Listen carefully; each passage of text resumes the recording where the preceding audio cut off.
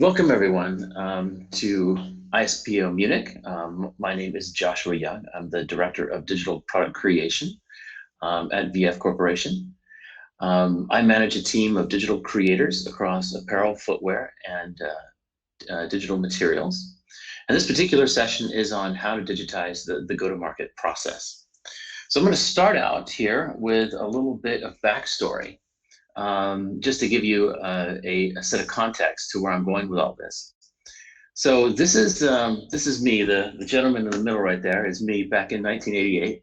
I look exactly the same, obviously, and that's me graduating from college with my photography degree.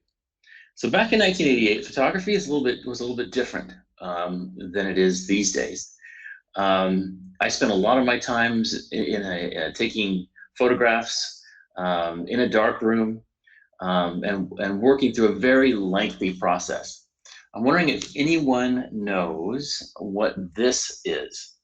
And go ahead and just join in the comments if you have any thoughts on what this particular thing might be. It is not SD memory. It is film. So back in 1988, we used film and light and to capture images on a plastic strip with silver, and it was all very messy, very physical. You could go weeks, months, sometimes years without actually seeing the photographs that you took, and when you did, you had to bring them into the darkroom or send them off to some lab to get them done, get them back only to find out that maybe you had made a mistake, or again, wondering if you had that perfect image, only to sometimes actually see a completely blank strip. So that was right on the cusp, though, of the digital revolution. And in the 90s, we made a massive move to digital. At the time, though, in the 90s, early 2000s, this is what digital photography looked like. A little box with an SD card, which I'm not going to show, that made taking photographs much easier. You could store a lot more photographs, first of all. When you got them back, you could preview them on the back of your camera.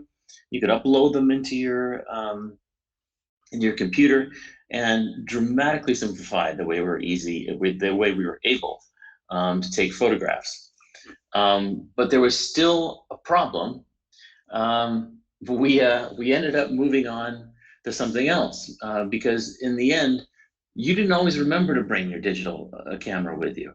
And it was a little clunky, and you had to manage it. And so, what does photography? What does imagery? What does taking pictures look like today? This is what it looks like. It's the ultimate convenience. So no matter where you go, one of my favorite sayings is the best camera is the camera that you always have with you.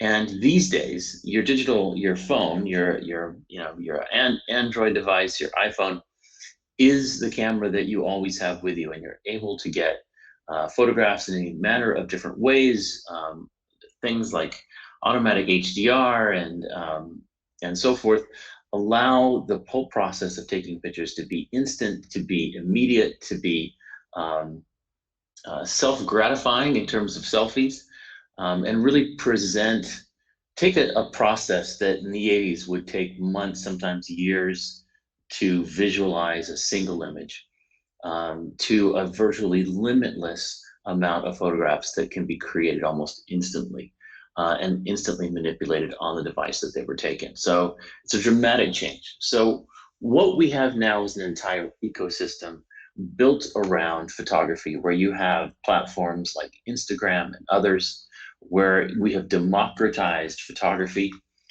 We are able to spread communication and high quality imagery throughout the world.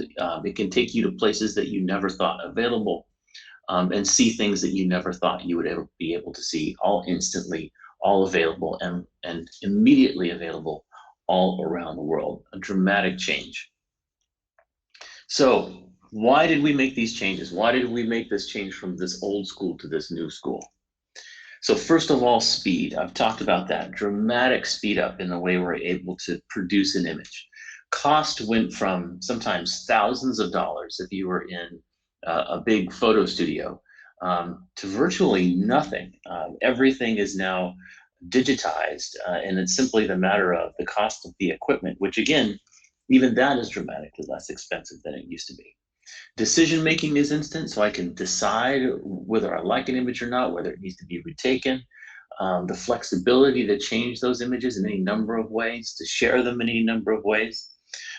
You could say that maybe the quality in some way, shape, and form isn't as good maybe as the very best of the pinnacle of film back in the day.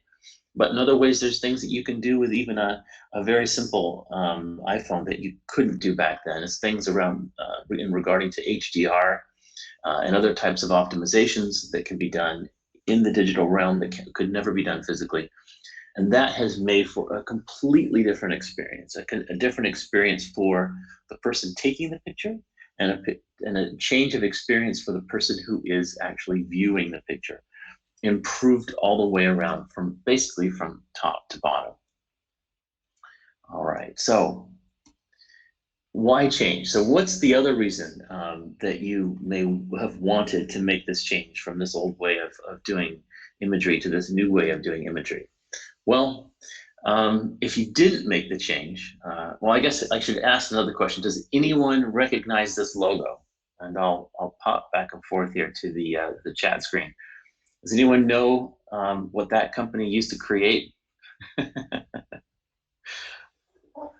Polaroid was another one, but Polaroid luckily is back these days. So Kodak used to make film, and in fact, they even used to make cameras, but they didn't transition.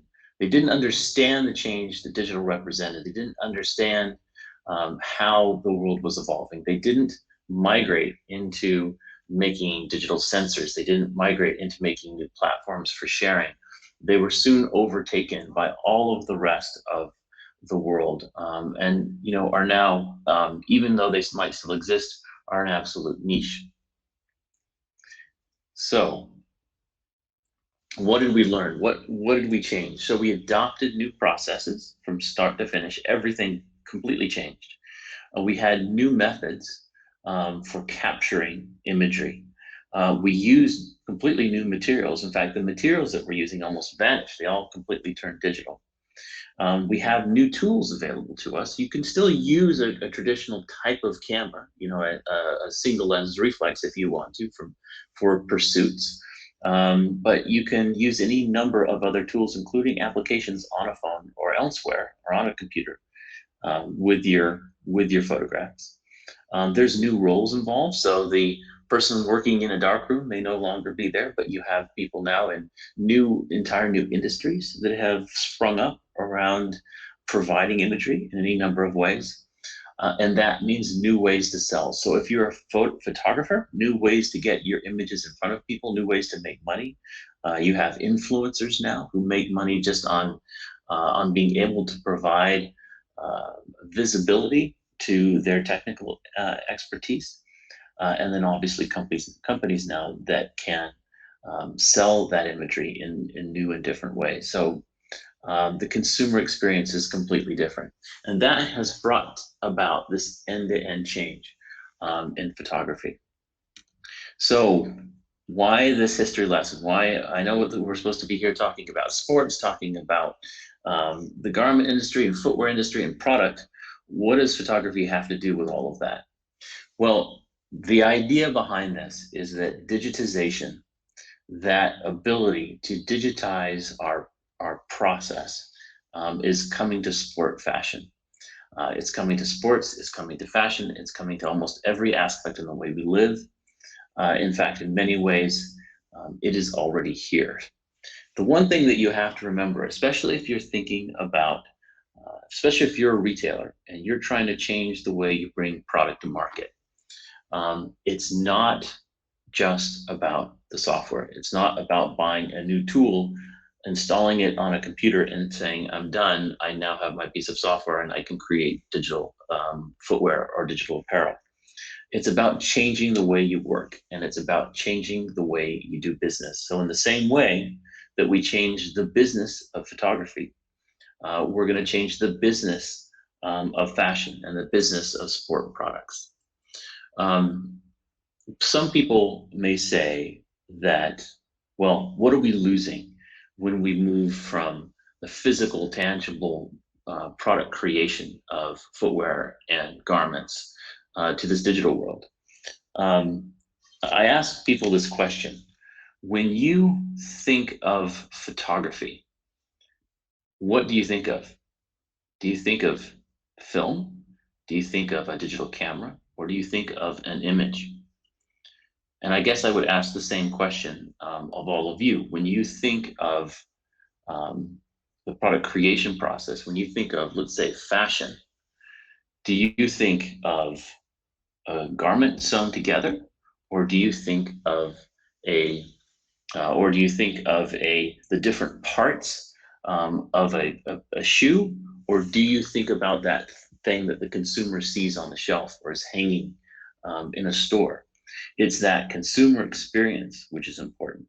So fashion is fashion, no matter whether it's digital or physical, just the way that an image is an image, no matter whether it's taken by an analog camera or a digital camera. It's all the same. So it's about the changing the way you do business. So how does that change? What does that change look like? So what I like to think about the way we create fashion as an end-to-end process, incorporating plan, create, make, and sell. So planning, starting as really a process, even though what you're seeing here is a very linear process. But honestly, almost any of these things can happen in any order these days. That's one of the nice things about this flexible digital process. So for instance, if you're doing customization, you might sell a product online and then make it based upon the consumer's instructions. You may make a piece of footwear that is in your line year after year, and then sell it without ever having to plan it or create it, because it's already part of your auto replenishment process. So in the end, the planning process to start with here is something that may happen all through the plan, create, make, and sell process. So you may start by planning with the end in mind. You may inject new planning information during the create process, and then even during the selling process, the way you plan to sell, the way you plan your retail environment, that could be planning as well. But in the end, the best way to plan is through high quality decisionable, what I like to call decisionable images, images that are associated to data, so that you can plan with financial information, incorporating margins, pricing, depth, and so forth. So visual planning is very important, planning with the end in mind. The next is create, being able to, at a moment, either create in a visual space, create, garments and footwear are not only created with a flat sketch. Garments and footwear have shape, they have dimension. And when you think about a product, you need to think about how it will be seen and how it will be experienced in all three dimensions. So the create component is extremely important. But it's not just the dimensionality of product that's important, it's also the color, material, and graphics, and being able to quickly change those, quickly and easily change those, and visualize what that end product will look like. Then there's how do you take all of this information, hopefully in a manufacturable form, and once you've created it, and send it in the most easily understandable way to the manufacturing facility. So right now, the prototyping process, and even sometimes the sampling process, can be very fraught with errors. The factories misinterpret what the designer or what the developer wants. Having a lot of digital information that is manufacturably based allows you to create with absolute authenticity. And then finally, in sell, being able to plan the retail experience, being able to both sell to your accounts with a digital showroom that can be immediately updated with your most current version of product, have immediate access to all product information and product stories and product data, and then also being able to use that same information to sell to the consumer. So you might have noticed that these days that there's very little Not a lot of consumers are going into brick and mortar. Let me just put it that way. So how do you bring the consumer experience into the e-com realm?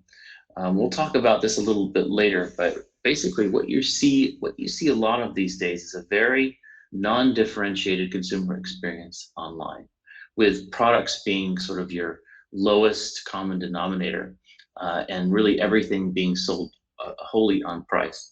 Wouldn't it be nice if you could bring that consumer experience, that curated brand image, out of the brick and mortar space and bring it online? So if you have a sport intention, if you have a sport authenticity of the sport that you're trying to sell, that you can communicate that online. And that's something that's very rarely done.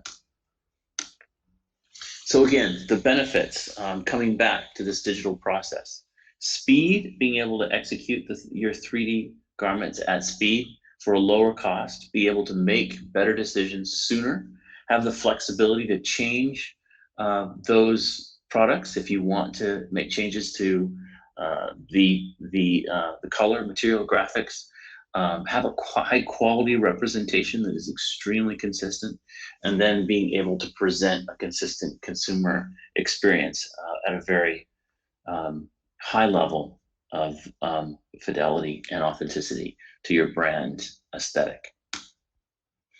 All of these things add up to revenue. I used to say that digitizing your product process was about four things: saving time, saving money, making money, and being more sustainable. All of those are still true, but I still think that of all four of those, two of them, the revenue component and the sustainability component, are probably the most important in the end. All right. So does anyone know why everyone isn't creating this digitized process? Any thoughts on that?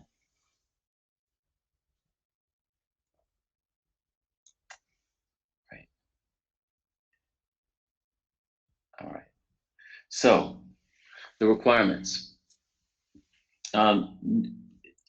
Because this process doesn't just require a new set of tools, like I said earlier, you really have to think holistically about how you're going to change your business. You have to think of what processes are you going to change to bring product to market differently.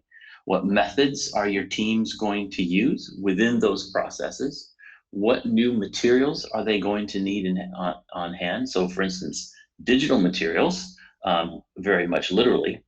What are those tools that you're going to need? Maybe in some way you'll have an ecosystem of tools. What new roles will you have, or how will the roles of people change? So for instance, if you have right now, let's say a technical development team or engineering team that is solely focused on approving physical garments or engineering physical footwear and examining footwear as the only way to make development decisions, you may need to rethink and retrain those roles for how to review and make decisions from digital product. All of this then leads to new ways to sell. So you also have to think, how does my presentation change online if I can go from having a photograph to having a digital image? All of that means thinking about how you bring product to market, whether it's design, planning, creating, making, or selling. It needs to be an end-to-end change to the way you bring product to market. So let's look at the first area in the first component of this. So within this plan, create, make, and sell, the first area that we want to look at is 3D concepting. So if I'm sitting down with a new product, I might still sketch out an idea, but the quicker I can see it represented as its 3D format, the better it is for me to be able to start making decisions on it. So the quicker as a designer or as a product developer that I can start understanding is this concept going to meet my brief? Is this concept going to look like what I want to create as the end result of manufacturing? So 3D concepting, being able to sketch in 3D, being able to design in 3D. Then there's, once you get past the concepting stage, being able to get into that design, modify that design, even change its color, material, and graphics to better represent either different colorways, different graphic representations, different prints and graphics.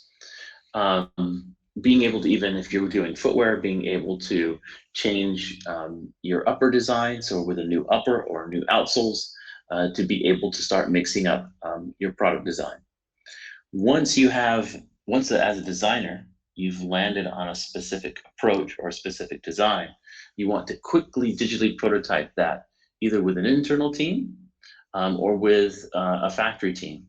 So one of the concepts that I've been thinking of for a while, or that we're seeing more common, is that many sports brands have gone away from having internal sample rooms.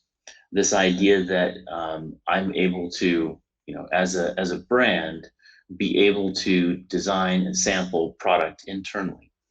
That's largely all been sent overseas. And so that whole physical prototyping process is now very time consuming.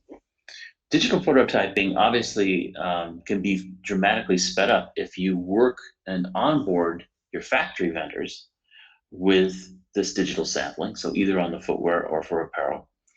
But also being able to train your product developers or your technical designers internally so that they can then digitally prototype your product internal to your company. So basically having a virtual sample room that you can prototype product. That virtual sample room, again, being able to have a designer, maybe a designer who isn't skilled in 3D, go sit down with someone who is a skilled digital designer and quickly work through different iterations, is something that will even allow you to outperform a traditional sample room, one that would have been housed right in your own environment. So there's someone, I noticed that someone said that products don't always look real and that salespeople still want to touch products.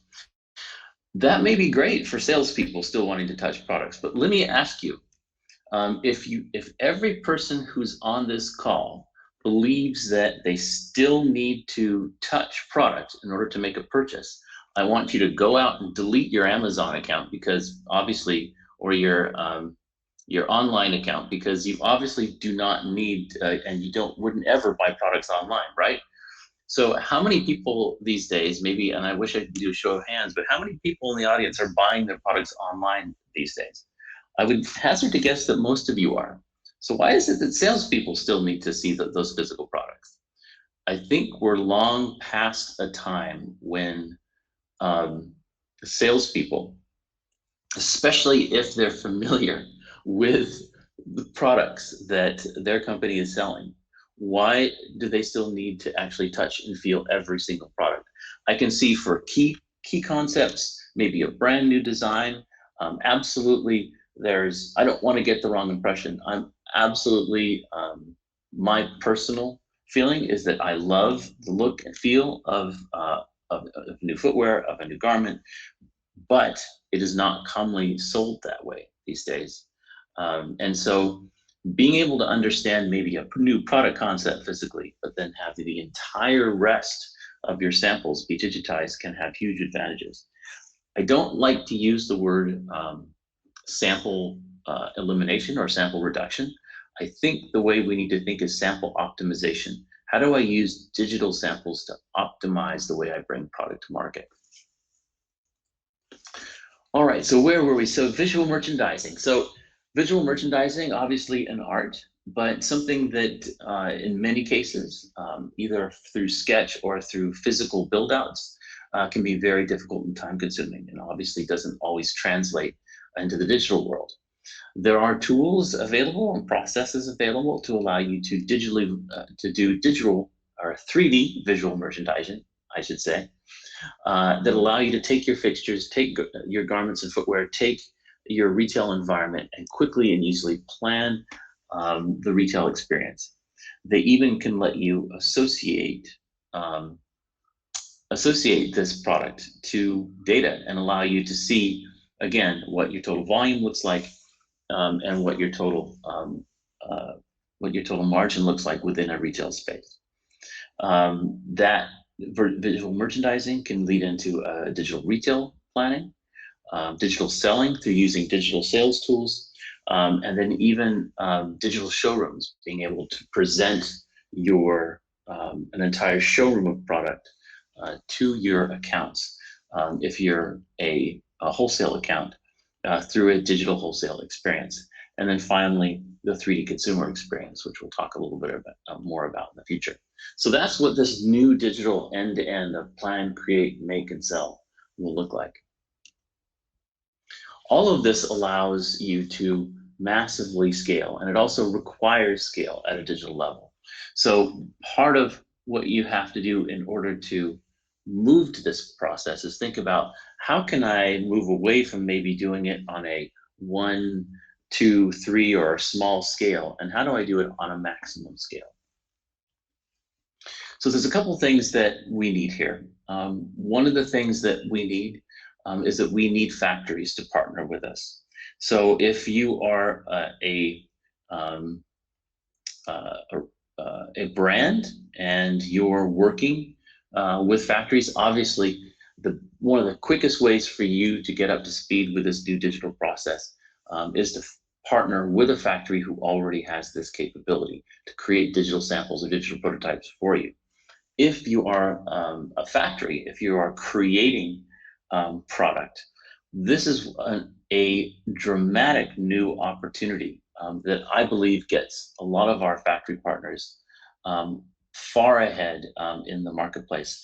If you are a supplier of sports goods to brands, and you are able to both prototype for them new concepts and show them a range of new concepts digitally, and then once they approve them, provide colorways of that concept and that new product as digital samples, you're able to, and even digital renderings that can be used online, you will have a dramatic competitive advantage versus other factories that don't have this digital capability.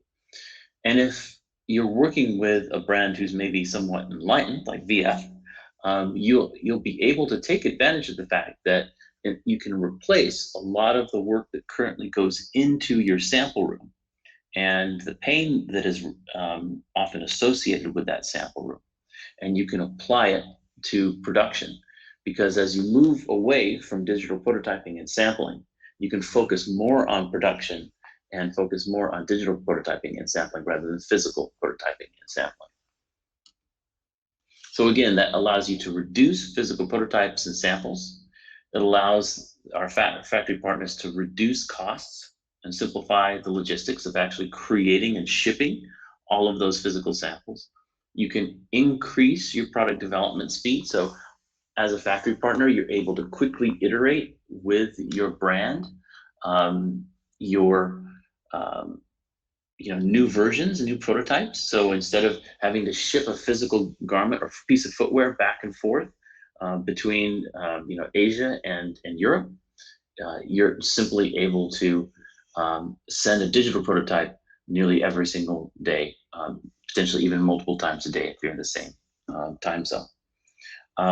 That ability to be able to spend more time focusing on the product with a digital prototype allows you to get better product quality and assure your fit and accuracy.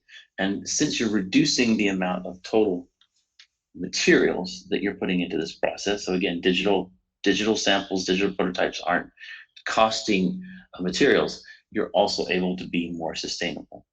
You're also, in many ways, avoiding material lead times and minimum order quantities if you don't have to produce material in order to produce a sample or a prototype. All right.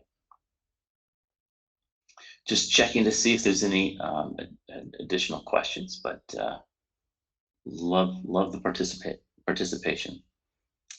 All right, so supplier partners.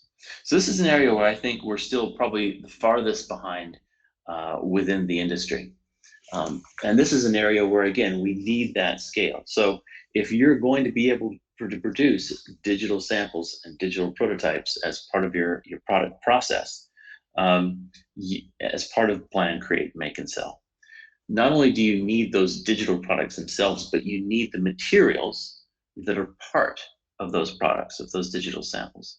So in other words, if you have, if a piece of footwear has a BOM that contains aglets and leather and outsoles and different component parts and cushioning, all of those different components are going to need to be classified, probably scanned for their visual quality to be used in the digital sample. If you're doing apparel, they may also need to have physics that are measured for their weight and stretch and bend and drape. And so right now, a lot of that onus is on the brands to do that scanning of their own internal libraries. But what if we could get the supplier partners to build those materials for us? So if you're a leather partner or a leather supplier, to be able to provide a digital library of all your leathers and maybe all of the different dye options that you are able to offer. If you're a material supplier, being able to offer your entire range of different material types, not just a simple flatbed scan, but what they call a 3D scan, that incorporates both the texture, the bumpiness, the reflectivity, the transparency of that material, so that when it renders in 3D, it looks realistic. And then if you're a hard goods supplier or a trim supplier, someone like a zipper supplier, like YKK, for instance, hard models of each of those components so that a brand can, or a factory can easily take those hard modeled items and put them directly into the digital sample. So we need all of this content to be able to make it available as part of the digital process. If you're a supplier, again, this becomes a huge competitive advantage. If I know that I can go to a specific material supplier and they can provide me with a full library of all of their digital materials, or all of their materials already digitized, not only can I use them in my digital prototypes and digital samples, but I can also share them with my internal teams. I can create material palettes and all of it in a very, and I can load it into my PLM system so that I can easily classify those materials. I can even associate those materials to data and very quickly search these digital material libraries to be able to see what material is appropriate for a new project that I might have. So again, that flexibility. So instead of, we're in our current world state, it's very difficult to go to a material show.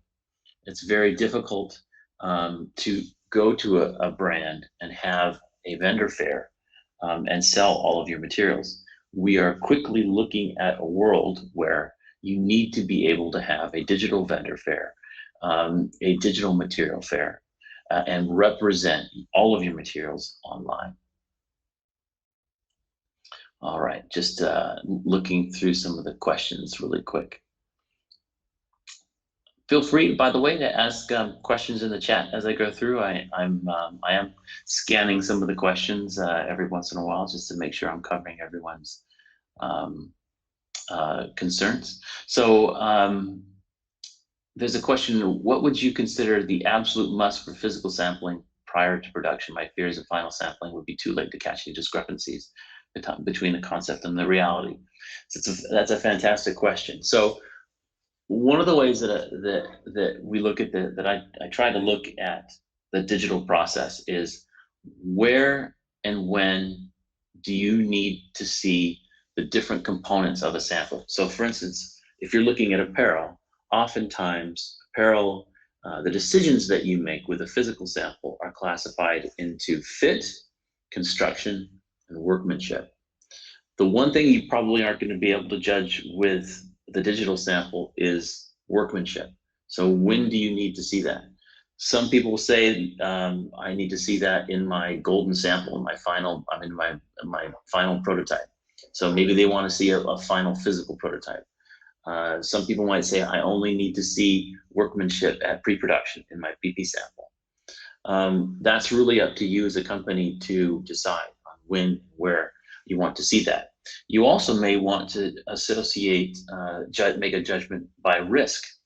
So if it's a product you're very familiar with that you've done over and over again, you may not need to see a physical sample again until pre-production. If it's a brand new product with new materials, done in a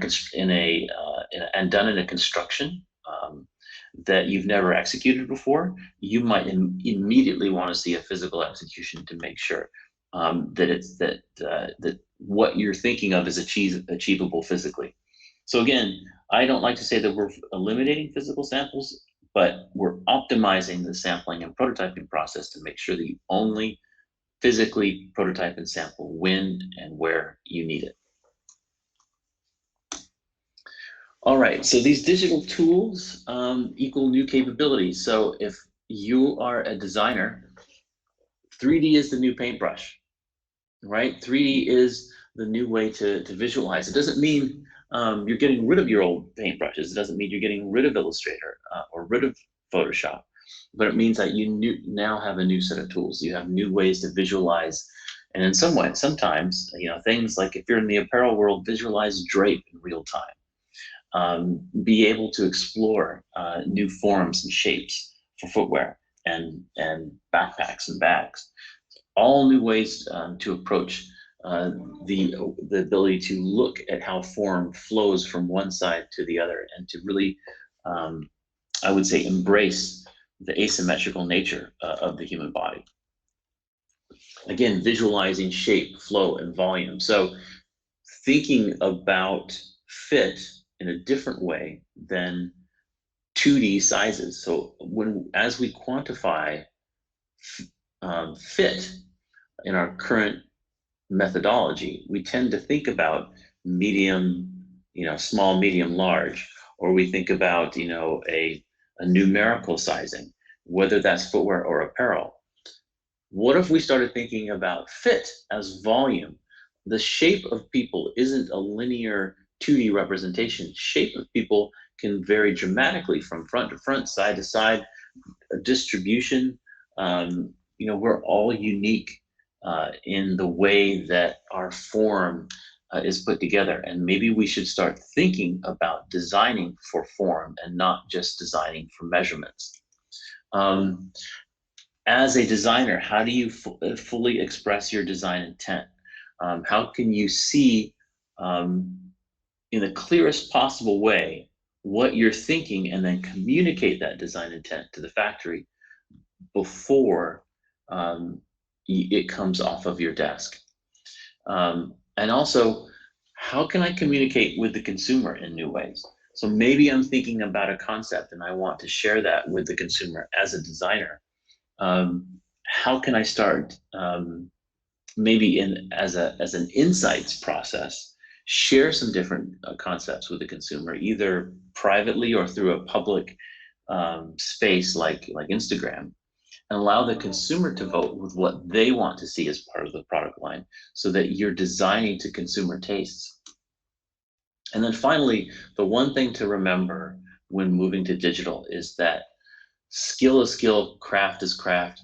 It doesn't matter whether you're doing physical or digital.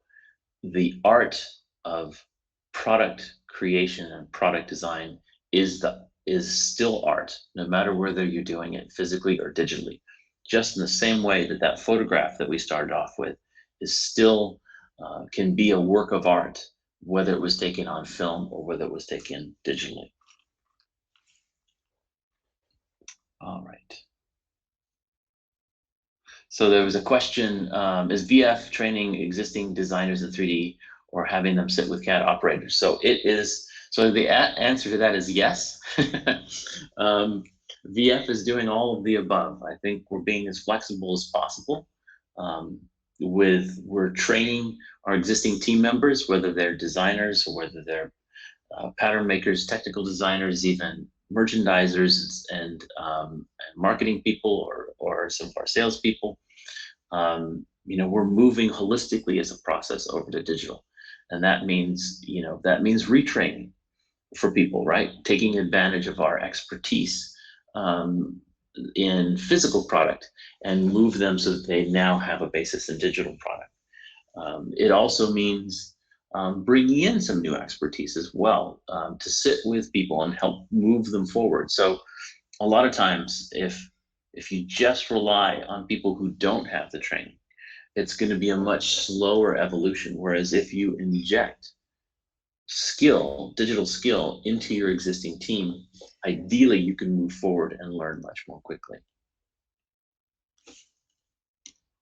All right, so which was a perfect lead into my next point. So invest in people. One of the most important things. So as at VF, we want to empower people, and empowering people we think accelerates change. If you tell people that they can't come along with the change, you will always end up stifling change, because if you tell them that change means that that's a dead end for their job, no one's ever going to want to change. So you really got to empower your staff to make that move. So retrain, reskill, redeploy is our mantra. We're also very interested in putting digital tools in education. So partnering with your local colleges and universities to teach a lot of these things, a lot of these skills. So I know that Amphi in Amsterdam is a huge center for digital expertise and digital tools. That's the type of thing that we want to foster. So how do you, as a brand, and as a factory, even make partnerships with some of the educational institutions so that you have a pipeline of talent? How do you train not just the tools in the education space, but how do you train the entire process? So in other words, how do you train a design student or a footwear or apparel design student, not just how to use a tool, but how that entire process of planning a line digitally, designing a product digitally, marketing that product digitally, and then putting it online. How do you create that entire process so that they understand what the future world's going to look like? And then how do you, again, make those brand and educational partnerships? So another question, what type of design decisions would be best suited for an Instagram form? That's a good question. I think there's some secret sauce there from VF, which I can't really spill to everyone, but I think that's really very brand dependent. It depends on how interested you are as a brand in exposing some of your early design ideas, allowing the consumer to vote in different ways. I think brands need to explore how to engage in insights with the consumers at all levels: merchandising, trend, design, selling. There's lots of ways, and I think if you do some research, I think that's a pretty easy way to find. So finally, new ways to sell. This is something I put together at a trade show a couple of years ago, where what I was trying to show is the fact that for the most part, we don't differentiate ourselves online very much. What my project was, what the goal here was that I went to a number of different brand websites and I typed in men's jeans, and what came back is what you see on the screen here. Now, what you're seeing represents, I think, about 8 different brands, 3, maybe more than that, maybe like 12 different brands. But would you think that represented that many different brands just by looking on the screen? So the presentation that we're seeing was a model. So today's e-commerce market is based upon a model invented in 1998 by Amazon in order to sell books books based upon author, subject, and title. It was not designed to sell a lot of the products that we're think of today, and certainly not designed for footwear and apparel and equipment. So if I look through this, these are the actual websites from each of these different brands. So you'll see everyone from, the entry level Old Navy, all the way up to Tom Ford and Prada. But in the end, there's not a lot of differentiation. The Tom Ford looks a lot like the Banana Republic. And the Calvin Klein here looks a lot like Amazon. So there's really not a lot of differentiation online. So how can you use some of these new digital tools to change the way that you differentiate your brand?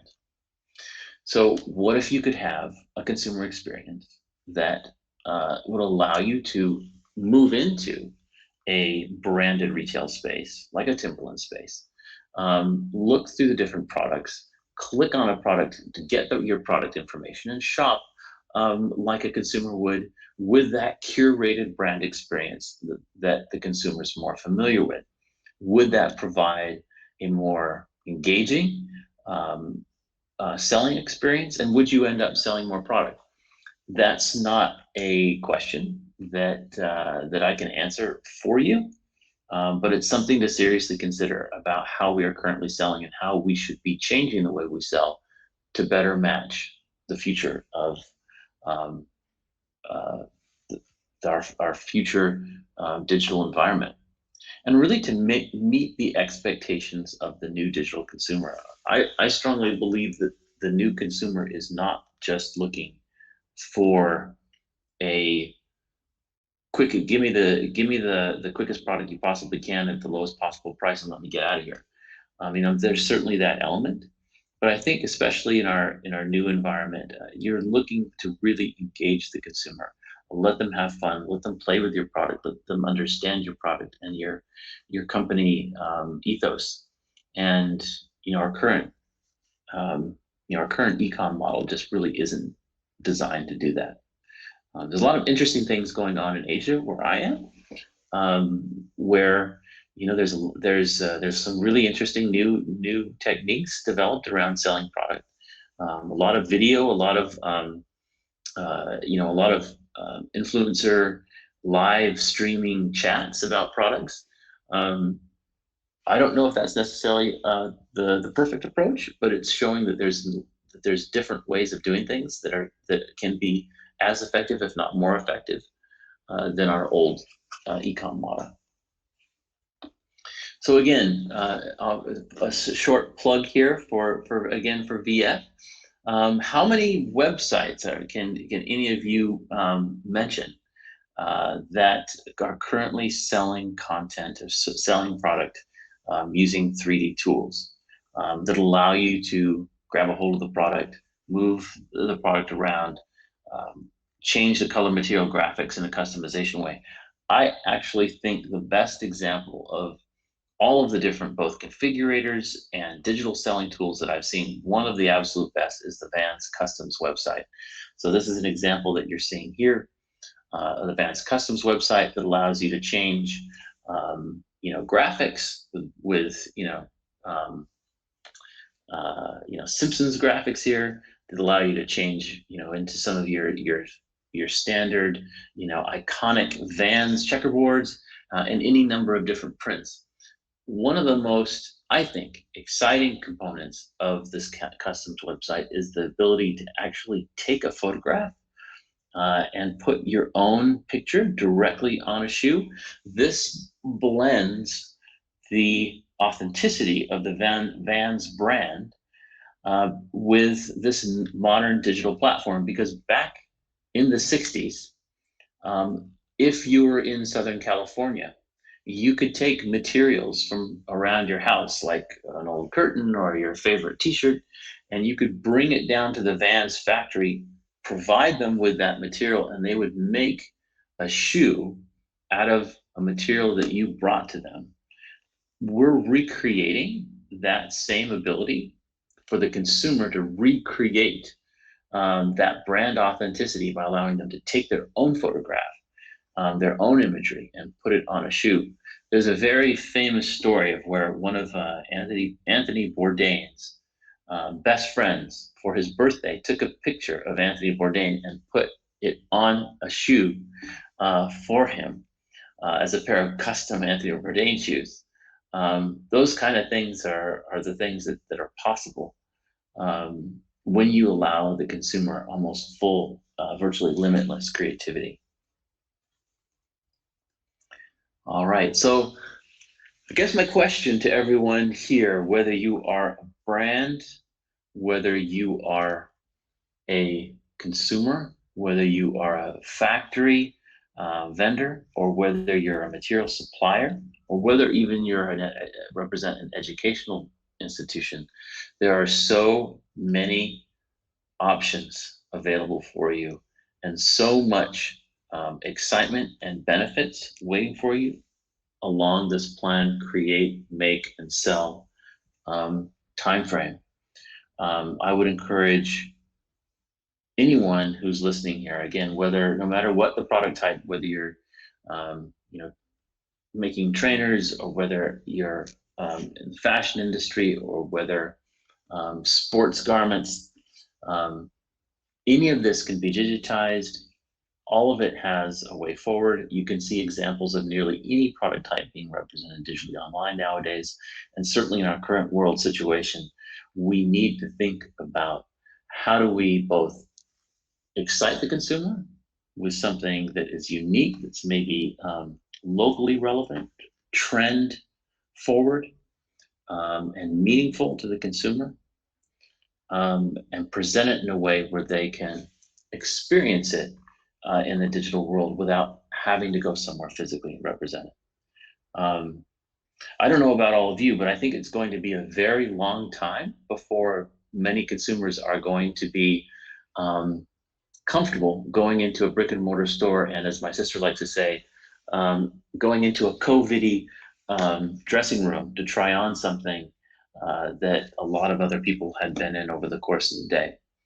Whereas if we can think about this world where we can experience fit and visualize ourselves in a garment or in a piece of footwear or a full outfit, that may be the future of how we sell and how we bring product to market. So that's all I have for this afternoon.